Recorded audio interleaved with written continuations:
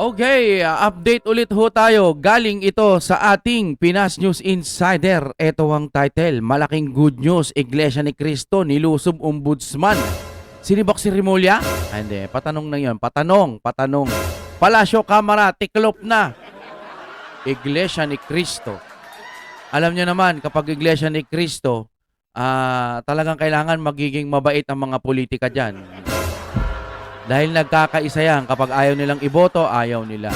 Ang problema, yung mga Iglesia ni Cristo natin dyan, nabutol din ba kayo?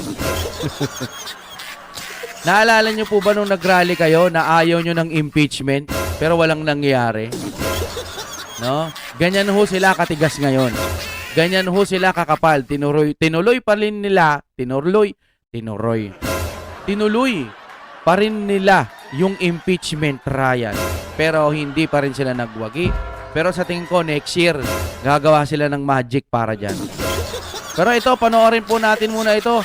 Galing sa Pinas News Insider. Here we go. Kung gusto nyo naman ng mura na at mabilis na internet, nandito na ang Fiber ni Juan. Maaasahan, kaya tawag na. Baka meron na sa inyong lugar ang Fiber ni Juan. Alright, i-play na po natin. Ito ang balita ngayon, trending at pinag-uusapan ngayon sa mundo ng social media. Ang di umano'y balitang matapos sa mga kontrobersyal na kinasasangkutan ng gobyernong Marcos tungkol sa di umano'y manumalyang flood control scandal at ang tila questionabling pag-appoint ni Marcos Jr. kay DOJ Secretary Boyeng Rimulya bilang susunod na ombudsman. Iglesia ni Cristo tila binasag na ang katahimikan at nagsalita na sa publiko. Pero bago ang lahat, kung bago ka pa lamang sa aming channel, please huwag kalimutang mag-like, subscribe at i-click ang notification bell para mas maging updated ka pa lalo sa lahat pa ng bagong video na i-upload namin. At ito na nga mga kababayan, ayon pa sa balita, Iglesia ni Cristo may panawagan sa Marcos admin sa programa Saganang Mamamayan ng Net25. Binasa ni Bro Edwel D. Zabala, tagapagsalita ng Iglesia ni Cristo, ang opisyal na pahayag ng tagapamahalang pangkalahatan Eduardo V. Manalo kaugnay ng mga investigasyon sa malawakang katiwalian sa mga flood control projects. Payagan po ninyo na basahin ko na. Ito pong statement ng Iglesia ni Cristo galing po sa tagapamahalang pangkalahatan kapatid na Eduardo V. Manalo. Pahayag ng Iglesia ni Cristo tungkol sa mga investigasyon ng malawakang katiwalian sa mga flood control projects. Ang Iglesia ni Cristo ay payapang nagmamasid sa kasalukuyang nagaganap sa Pilipinas. Kalakip ang pananalangin sa Diyos na sana ang makapamayani sa ating bansa ay ang kapayapaan at katarungan. Ang mga pagtatalo-talo at pag-aalitan na ibinunga ng malaking eskandalo ng katiwalian sa libu-libong flood control projects ng kasalukuyang administrasyon. Libu-libong project, naalala nyo ha, libu-libong project. Pero Davao City ang inimbestigahan. At ang mga pag-aawayang pampulitika ang dahilan ng mga kaguluhan ngayon sa ating bansa. Nakita namin ang ginawang hakbang ng pamahalaan sa layuning alamin ang punot dulo ng mga napaulat na mga anomalya sa mga nasabing proyekto. Ang punot dulo sa tingin ko, korupsyon, malalim na pangungurakot, at bukod doon pagpapabagsak sa Duterte. Napakasimple pero napakalalim. Bukod sa sinimulang mga pagdinig tungkol dito ng Kamara at Senado, ay itinatag din ang Independent Commission for Infrastructure, ICI. Tulad ng maraming Pilipino, naghihintay din kami hindi lamang sa magiging resulta nito na dapat ay totohanan at mapagtitiwalaan, kundi kung paano ito maisasagawa ng walang pag-aalinlangan. Gaya ng nararapat, kailangang mapanagot ang pinakaugat ng mga pagnanakaw ng daan-daang bilyong piso sa kaban ng bayan. Kasi, sir, alam nyo, ito ang nag-iimbestiga kasi ngayon, sa tingin ko lang ito base lang sa pag-unawa ko, yung mga kakampi ng mga taga-kabilang inaakusahan. So, hindi ho tayo magkakaroon ng katarungan pag ang nag-iimbestiga yung mga kapartido din nila or kaalay nila. Halimbawa, si Juan magnanakaw, ikakampi ko si Juan.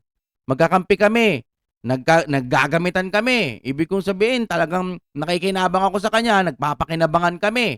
Ako ang mag-iimbestiga. Iimbestigahan si Juan kasi tinuturo na to ng sambayan ng Pilipino. Bakit ko ipapahamak si Juan? Ganon ang nangyayari sa kanila. Iibahin ko ang investigasyon. Puro kontraktor lang. O hindi naman kaya Davao City. Yan ang ginagawa nilang nakikita ho natin. Sa panahon pa naman ng paghihirap ng mga mamamayan. Ito ay para mailapat ang katarungan at harinaway upang hindi na tularan pa ng iba. Subalit, hindi ito magagawa kung ititigil na ang investigasyon ng Senado. Gaya ng napapabalitang gagawin ng liderato nito dahil sa hindi malinaw na dahilan. Kita mo? Hindi malinaw na dahilan. May mga magic na naman na naganap. Gayun din, hindi rin makatutulong ang investigasyon ng ICI sa palihim nitong pag-iimbestiga. Kasi nag-iimbestiga, sarili lang nila. Hindi nila pinapakita sa taong bayan. Ano pat anuman ang maging resulta nito ay posibleng hindi maging katanggap-tanggap sa mga mamamayan at makadagdag lamang sa nagaganap na kaguluhan at kawalang katiyakan. Yes! Kailangang bukas at dapat masaksihan ng sambayanan ang mga pagdinig sa isinasagawang investigasyon. Naniniwala kami na para magkaroon ng kapayapaan, kailangang patuloy na imbestigahan ang malawakang katiwaliang iyon at isagawa ng may transparency at walang kinikilingan Ganon, o pinagtatakpan. Isa itong kahayagan ng sinseridad ng mga kinauukulan. Nakalagda po ang kapatid na Eduardo V. Manalo, ang tagapamahalang pangkalahatan ng Iglesia ni Cristo. Maraming salamat po, kapatid. Siguro, formal na po. Ito po yung official na pumili ang Pangulong Bongbong Marcos ng bagong ombudsman. Ayan. Alam niyo po ba kung sino ang napili mula dun sa 7 mga pangalan na nasa shortlist? Siyempre, si Wala Romualdez iba, kundi yung nasa dulo, yung nasa 1 to 6 parang Si Romualdez yan eh. wala. Number 7, si Justice Secretary Jesus Crespin Remulla. Ayan, no? Siya po ang bagong ombudsman na papalit kay Samuel Martires. Oo, at saka lagi ho natin nakikita yan, di ba? Lagi natin nakikita yan eh. Wala tayong ibang nakikita kundi siya. Bukas, siya na naman. Sa susunod na araw, may kikembot lang ng konti, babalita na. Magpapakita na naman. Ganun ho ang nakikita ko sa kanya. Siguro nga napakasipag niya. Na hindi ka maaring nagkamali ka noon. Patunayan mo ikaw karapat dapat na maging tanod bayan. Kasi ang ombudsman tawag natin tanod bayan. Yes. Kasi kasi ang punas kay Secretary Boying Jen, gagamitin lang ito para gipitin yung mga kalaban sa politika eh. Correct. Diba? Yan yung paratang sa kanila eh. Patunayan mong hindi. Di ba? Tama. Ano ibig sabihin nun? Oo. Kapag meron kayong mga kakampi, kapartido, kasi ang problema kay Ombudsman Remulla, politiko ito eh, di ba? Well, So meron siya mga biases pag nagkataon. may political party yan. Oo. May political friends. Oo. Meron Oo naman, kakaupo lang BP Sara agad salin. Di ba? Doon pa lang di ba? siyang mga matagal ng Kaibigan. na kaibigan dyan. At may matagal na rin siyang kaaway. Oo. Hindi maiwasan yan. Paano kung yung mga kakasuhan sa ombudsman ay matagal mo ng kaibigan? Tapos di ba siya may kaso din? Paano na yun? Wala na, ganun-ganun na lang. Ay, wala. Para sa akin, itong Pilipinas, uulitin ho natin, no? Hindi ho normal yung mga pamamalakad ng gobyerno. Sayang. Sana sa susunod na may mamumuno, pero alanganin ako dyan kasi Marcos ngayon Kaya nga nilang gumawa ng imposible Kaya pagdating po ng eleksyon sa tingin ko, ano pa man, baka magkaroon ng magic, kupunan pa rin nila ang mananalo. Kasi talagang hanggang ngayon ginugurgur nila Duterte, puro Duterte. No? Tapos sasabayan pa ng mga bayaran nilang tagapagtanggol. Wala talaga. Wala pang, sa akin lang wala pang ibang mga bansa na pwedeng magtanggol sa atin. No? Parang pakiramdam ko sinusuko na rin tayo ng Amerika eh. No, hindi tayo na isasama sa mga ang tawag dito, yung mga binabanggit na mga bansa. Doon lang tayo and the other country. Yun lang yung mga word. No? China, Amerika, magkasundo na. Hindi ba pwedeng sawayin ng Amerika itong Pilipinas kasi kurap ang Pilipinas? Salita sila ng salitang hindi kurap, bagong Pilipinas. Tapos, sasabihin ng presidente, hindi ko inisip na mangyayari to.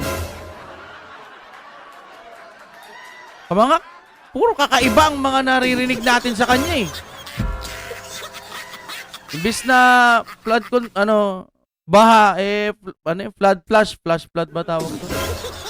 Hindi natin inaasahan na ganun yung darating. Puro ganun eh. Puro hindi alam.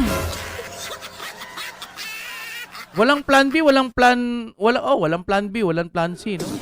Plan A lang sila eh. Hindi ko nga alam kung may plan A eh. Kunwari, ewan. Masakit man isipin, mga kapatid, sa tingin ko, walang pag-asa itong bansang ito. Pag ito yung mga nasa ulo, ito yung mga nasa taas, na walang ibang gagawin kundi pabagsakin ng Duterte. Samantalang ang Duterte, kahit ginugurgur na, nagtatrabaho pa rin ng mga maayos. Biruin mo, sasabihin mo, walang nagawa ang Duterte. Yung BP Sara, nasaan si BP Sara? Nasaan nga ba si BP Sara? Ayan ang susunod ho nating magiging usapin dito, mga kapatid.